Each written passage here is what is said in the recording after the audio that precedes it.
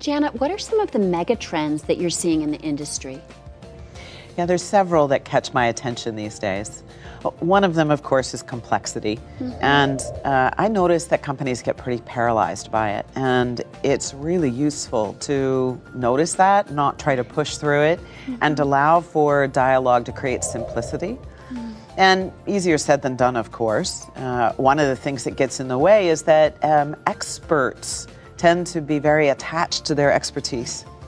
And it ends up being an enemy of learning.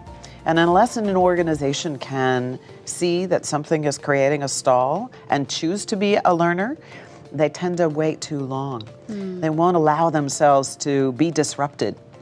And one of the things that often happens in our coaching engagements is that leaders will almost visibly be disturbed by something someone said or a situation that's happening, and they'll want to get rid of the disturbance.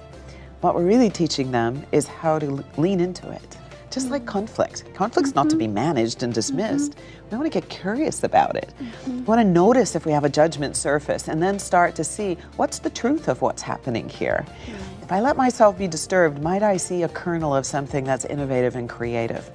That's a mindset shift that moves from either or thinking to yes and thinking. And it also requires that there's an equal priority being given to, they already know how to do transaction performance, right? We're about driving outcomes and results. And yet who does that? It's people talking to people, employees talking to customers.